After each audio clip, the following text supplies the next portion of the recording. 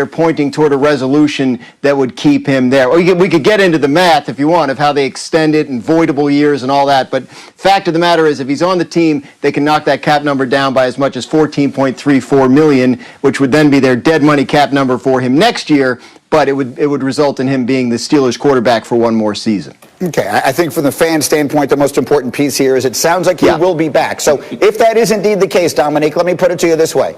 When you make a list of teams you could see winning the Super Bowl next year with Big Ben, are the Steelers on it? No, not as currently constructed. I mean, they have plenty of talent on offense, but that O-line needs to improve. They have even more talent on defense, but we've learned in recent years that that's not enough to carry you to the Super Bowl. So I think with some schematic changes, maybe they could be more competent on offense, particularly late in the year, but they're going to have to strike gold in this draft. They're going to have to find a couple of real difference makers to be able to make this a championship team, and that's unlikely. That happens rarely. If anybody can do it, the Steelers are historically pretty good at building a team and staying competitive. So I won't say there's no chance, but pre-draft, I look at that team and I don't see a Super Bowl contender. Marcus, I saw you nodding along. Now, let me make a case on the other side. They were 11-0 at one point this year, and they had a ton of injuries on what was an outstanding defense. But you agree with Dominique, they're not a Super Bowl contender among all those teams in the AFC? No, G, unless they insulate Ben Roethlisberger. He cannot be the catalyst for this offense to have a tremendous amount of success. We saw the short intermediate passing game that they tried to emulate a run game with that wouldn't be successful down the road. People start sitting on it. Look, this was an X's and O's thing as well. Like, people just start sitting on short routes and took it away from Pittsburgh, and we saw them become a very regular, average team. Ben needs to be insulated, similar to how Phillip Rivers was insulated in Indianapolis. You cannot ask him to be the guy and the reason you win a Super Bowl. He needs to be a part of it. And there's nothing wrong with that at this juncture in Ben's career. The problem is the Pittsburgh Steelers have a lot to do in order to insulate him. And the number one thing you need to do to insulate these older quarterbacks is formulate them a run game, which they struggled at more than anybody in the NFL last year. And Pouncey just retired. So it's more than just getting Ben back. The Steelers need to figure out how they can insulate their quarterback from not having to throw 50 passes a game. It's 100% right. And they will also at some point have to figure out a succession plan, but it doesn't appear this will be the year for that. Meanwhile, Ben has been in Pittsburgh for 17 years, which brings us to Hembo's sneaky question for our friend Graziano today. Which Hall of Fame quarterback had the longest career playing for only one franchise? I had to check with Hembo to make sure I was right on this. It excludes anyone who ever played for another team. So if you played for one team for 80 years and then you played one for another, you're ineligible. So it has to be somebody who only played for one team. So I'm thinking about guys that played a long time and never played anywhere else. I'm thinking about the first quarterback I covered as a reporter. It was Dan Marino in Miami, who played in Miami forever, was never not a Dolphin. Is it Dan Marino?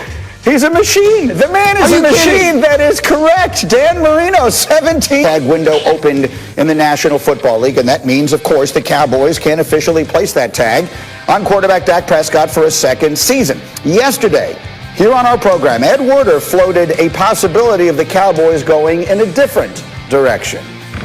Even if they franchise tag him, I think they have to consider drafting a quarterback with the 10th overall pick. With quarterbacks available in this draft, continuing uncertainty about Dak Prescott's long-term commitment, I think they would have to consider drafting a quarterback, even though that's not the way Jerry Jones has operated. I mean, he's only done that once, and that was the first year. 1989, drafted Troy Aikman, #1. Overall, it's not a philosophy that he's generally embraced, but it did produce 3 Super Bowl wins, the only ones that have taken place in Dallas since Jerry's owned the team. That certainly got a lot of conversation going here. And we are joined this morning by our insider, Dan Graziano, on the lower right of your screen. And Torrey Smith is back for another Wednesday, and we're delighted to have you. But Dan, I will start with you. If they are not able to get a deal done with Dak, and Lord knows they haven't been able to now for 2 years, is there reason to believe they will take other steps, like maybe a draft pick, to try and address that quarterback situation?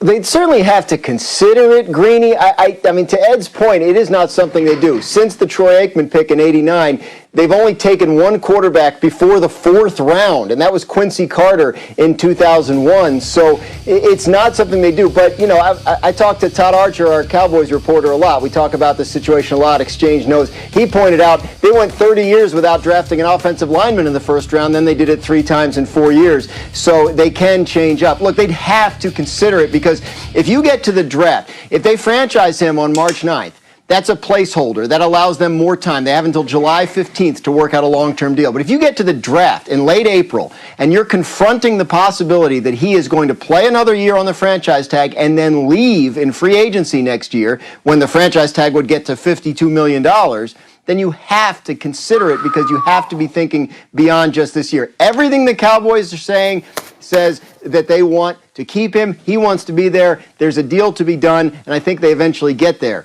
But if they don't get there by late April, I think Ed's point is a good one. They would have to at least look at that possibility. Here's the thing, though, Dan.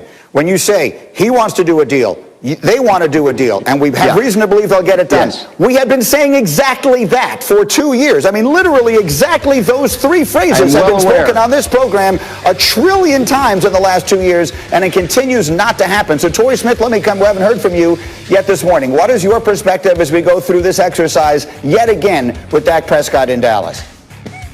They should have signed him 2 years ago, and they should sign him tomorrow. You know, you're talking about a guy who is an elite talent. Dak Prescott has the exact same quarterback rating as the other quarterback in Texas, Deshaun Watson, yet he's constantly disrespected.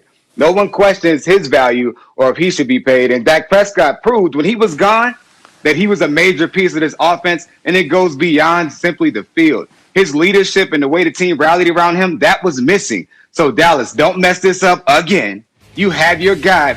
Take care of him. He has the opportunity to bounce back. They're already paying Amari Cooper, and he has weapons around him. It's hard to find an elite quarterback. And you have a guy, they don't just grow on trees.